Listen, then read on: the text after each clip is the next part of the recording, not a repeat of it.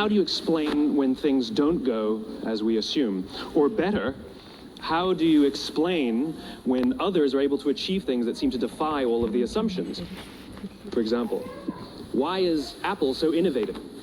Year after year after year after year, they're more innovative than all their competition. And yet they're just a computer company. They're just like everyone else. They have the same access to the same talent, the same agencies, the same consultants, the same media. Then why is it that they seem to have something different? Why is it that Martin Luther King led the civil rights movement? He wasn't the only man who suffered in a pre-civil rights America, and he certainly wasn't the only great orator of the day. Why him?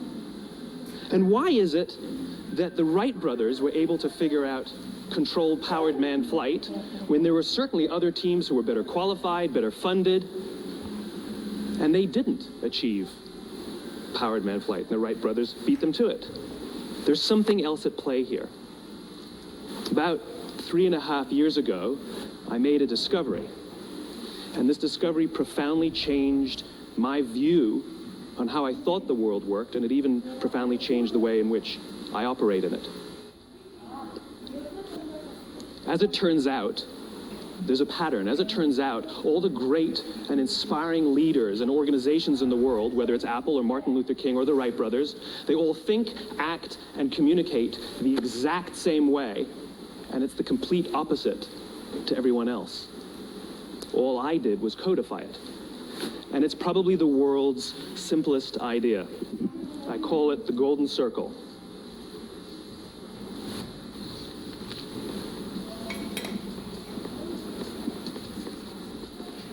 Why, how, what? This little idea explains why some organizations and some leaders are able to inspire where others aren't. Let me define the terms really quickly. Every single person, every single organization on the planet knows what they do 100%. Some know how they do it, whether you call it your differentiating value proposition or your proprietary process or your USP. But very, very few people or organizations know why they do what they do. And by why, I don't mean to make a profit. That's a result. It's always a result. By why, I mean what's your purpose? What's your cause? What's your belief? Why does your organization exist? Why do you get out of bed in the morning? And why should anyone care? Well, as a result, the way we think, the way we act, the way we communicate is from the outside in. It's obvious. We go from the clearest thing to the fuzziest thing.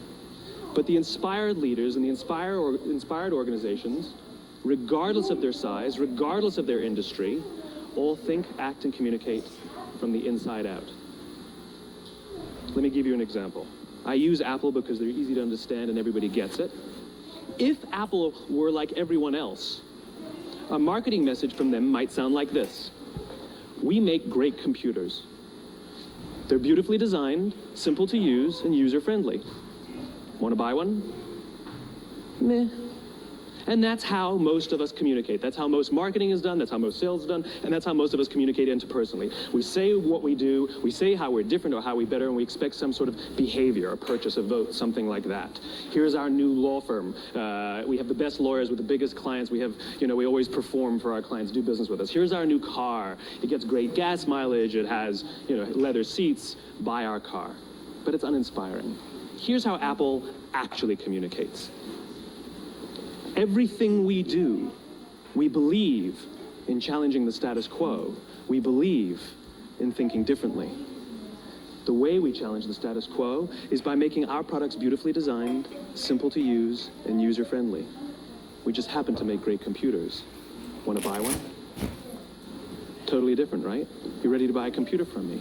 All I did was reverse the order of the information. What it proves to us is that people don't buy what you do, people buy why you do it. People don't buy what you do, they buy why you do it. This explains why every single person in this room is perfectly comfortable buying a computer from Apple. But we're also perfectly comfortable buying an MP3 player from Apple, or a phone from Apple, or a DVR from Apple. But as I said before, Apple's just a computer company. There's nothing that distinguishes them structurally from any of their competitors. Their competitors are all equally qualified to make all of these products. In fact, they tried. A few years ago, Gateway came out with flat-screen TVs. They're eminently qualified to make flat-screen TVs. They've been making flat-screen monitors for years. Nobody bought one.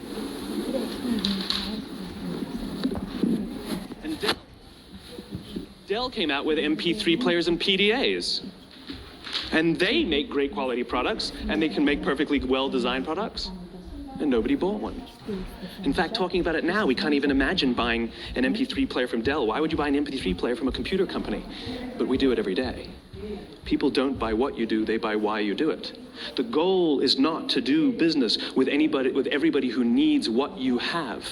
The goal is to do business with people who believe what you believe. Here's the best part. None of what I'm telling you is my opinion. It's all grounded in the tenets of biology, not psychology, biology. If you look at a cross-section of the human brain, looking from the top down, what you see is the human brain is actually broken into three major components that correlate perfectly with the golden circle. Our newest brain, our Homo sapien brain, our neocortex, corresponds with the what level. The neocortex is responsible for all of our rational and analytical thought and language. The middle two sections make up our limbic brains, and our limbic brains are responsible for all of our feelings, like trust and loyalty. It's also responsible for all human behavior, all decision-making, and it has no capacity for language. In other words, when we communicate from the outside in, yes, people can understand vast amounts of complicated information like features and benefits and facts and figures. It just doesn't drive behavior. When we communicate from the inside out, we're talking directly to the part of the brain that controls behavior, and then we allow people to rationalize it with the tangible things we say and do. This is where gut decisions come from. You know, sometimes you can give somebody all the facts and your figures, and they say, I know what all the facts and details say, but it just doesn't feel right.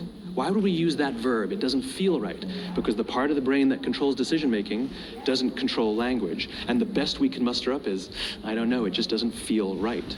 Or sometimes you say you're leading with your heart, or you're leading with your soul. Well, I hate to break it to you, those aren't other body parts controlling your behavior. It's all happening here in your limbic brain, the part of the brain that controls decision-making and not language. But if you don't know why you do what you do, and people respond to why you do what you do, then how will you ever get people to vote for you or buy something from you, or more importantly, be loyal and want to be a part of what it is that you do? Again, the goal is not just to sell people who need what you have. The goal is to sell to people who believe what you believe. The goal is not just to hire people who need a job. It's to hire people who believe what you believe. I always say that, you know, there's if you hire people just because they can do a job, they'll work for your money. But if you hire people who believe what you believe, they work for you with blood and sweat and tears. And nowhere else is there a better example of this than with the Wright brothers. Most people don't know about Samuel Pierpont Langley. And back in the early 20th century, the pursuit of powered man flight was like the .com of the day. Everybody was trying it. And Samuel Pierpont Langley had what we assume to be the recipe for success. I mean, even now, you ask people, why did your product or why did your company fail? And people always give you the same permutation of the same three things. Undercapitalized, the wrong people, bad market conditions. It's always the same three things. So let's explore that. Samuel Pierpont Langley was given $50,000 by the War Department to figure out this flying machine. Money was no problem. He held a seat at Harvard and worked at the Smithsonian and was extremely well connected. He knew all the big minds of the day. He hired the best minds money could find, and the market conditions were fantastic. The New York Times followed him around everywhere, and everyone was rooting for Langley. And how come we've never heard of Samuel Pierpont Langley? A few hundred miles away in Dayton, Ohio, Orville and Wilbur Wright. They had none of what we consider to be the recipe for success. They had no money. They paid for their dream with the proceeds from their bicycle shop. Not a single person on the Wright brothers' team had a college education, not even Orville or Wilbur. And the New York Times followed them around nowhere. The difference was Orville and Wilbur were driven by a cause, by a purpose, by a belief. They believed that if they could figure out this flying machine, it'll change the course of the world. Samuel Pierpont Langley was different. He wanted to be rich and he wanted to be famous. He was in pursuit of the result. He was in pursuit of the riches. And lo and behold, look what happened. The people who believed in the Wright brothers' dream worked with them with blood and sweat and tears. The others just worked for the paycheck. And they tell stories of how every time the Wright brothers went out, they would have to take 5 sets of parts because that's how many times they would crash before they came in for supper. And eventually, on December 17th, 1903, the Wright brothers took flight. And no one was there to even experience it. We found out about it a few days later. And further proof that Langley was motivated by the wrong thing, the day the Wright brothers took flight, he quit. He could have said, "That's an amazing discovery, guys. Now we'll improve upon your technology." But he didn't. He wasn't first. He didn't get rich. He didn't get famous. So he quit. People don't buy what you do, they buy why you do it. And if you talk about what you believe, you will attract those who believe what you believe. Well, why is it important to attract those who believe what you believe? Something called the law of diffusion of innovation. And if you don't know the law, you definitely know the terminology. The first 2.5% of our population are our innovators. The next 13.5% of our population are our early adopters. The next 34% are your early majority, your late majority, and your laggards. The only reason these people buy touch-tone phones is because you can't buy rotary phones anymore. We all sit at various places at various times on the scale, but what the law of diffusion of innovation tells us is that if you want mass market success or mass market acceptance of an idea, you cannot have it until you achieve this tipping point between 15 and 18% market penetration, and then the system tips. And I love asking businesses, what's your conversion on new business? And they love to tell you, oh, it's about 10%, proudly. Well, you can trip over 10% of the customers. We all have about 10% who just get it. That's how we describe them, right? That's like that gut feeling, oh, they just get it. The problem is, how do you find the ones that just get it before you're doing business with them versus the ones who don't get it? So it's this here, this little gap, that you have to close, as Jeffrey Moore calls it, crossing the chasm. Because you see, the early majority will not try something until someone else has tried it first. And these guys, the innovators and the early adopters, they're comfortable making those gut decisions. They're more comfortable making those intuitive decisions that are driven by what they believe about the world, and not just what product is available. These are the people who stood online for 6 hours to buy an iPhone when they first came out, when you could have just walked into the store the next week and bought one off the shelf. These are the people who spent $40,000 on flat screen TVs when they first came out, even though the technology was substandard. And by the way, they didn't do it because the technology was so great. They did it for themselves. It's because they wanted to be first. People don't buy what you do, they buy why you do it. And what you do simply proves what you believe. In fact, people will do the things that prove what they believe. The reason that person bought the iPhone in the first 6 hours, or stood in line for 6 hours, was because of what they believed about the world and how they wanted everybody to see them. They were first. People don't buy what you do, they buy why you do it. So let me give you a famous example, a famous failure and a famous success of the law of diffusion of innovation. First, the famous failure. It's a commercial example. As we said before a second ago, the recipe for success is money and the right people and the right marketing conditions, right? You should have success then. Look at TiVo. From the time TiVo came out about 8 or 9 years ago to this current day, they are the single highest quality product on the market. Hands down, there is no dispute. They were extremely well funded. Market conditions were fantastic. I mean, we use TiVo as a verb. I TiVo stuff on my piece of junk Time Warner DVR all the time. But TiVo is a commercial failure. They've never made money. And when they went IPO, their stock was at about $30 or $40 and then plummeted, and it's never traded above 10. In fact, I don't think it's even traded above 6, except for a couple of little spikes. Because you see, when TiVo launched their product, they told us all what they had. They said, we have a product that pauses live TV, skips commercials, rewinds live TV, and memorizes your viewing habits without you even asking. And the cynical majority said, we don't believe you, we don't need it, we don't like it, you're scaring us. What if they had said, if you're the kind of person who likes to have total control over every aspect of your life, boy, do we have a product for you. It pauses live TV, skips commercials, memorizes your viewing habits, etc., etc. People don't buy what you do, they buy why you do it, and what you do simply serves as the proof of what you believe.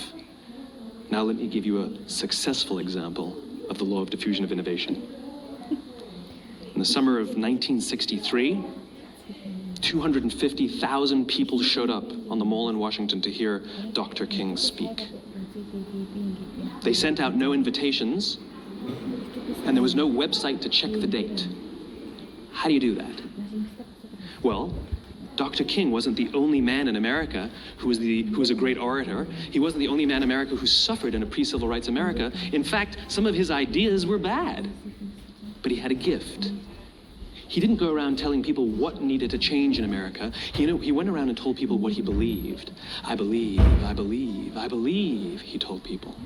And people who believed what he believed took his cause and they made it their own, and they told people. And some of those people created structures to get the word out to even more people. And lo and behold, 250,000 people showed up on the right day, on the right time to hear him speak. How many of them showed up for him? 0. They showed up for themselves. It's what they believed about America that got them to travel on a bus for 8 hours to stand in the sun in Washington in the middle of August. It's what they believed, and it wasn't about black versus white. 25% of the audience was white.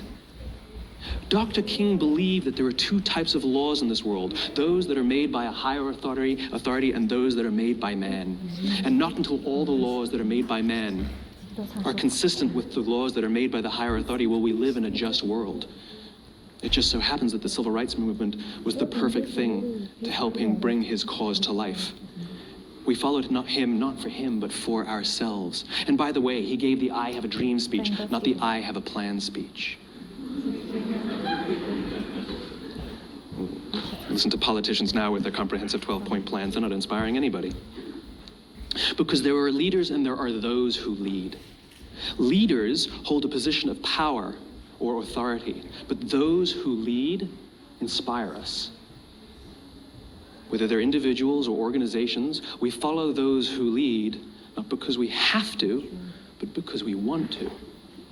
We follow those who lead, not for them, but for ourselves.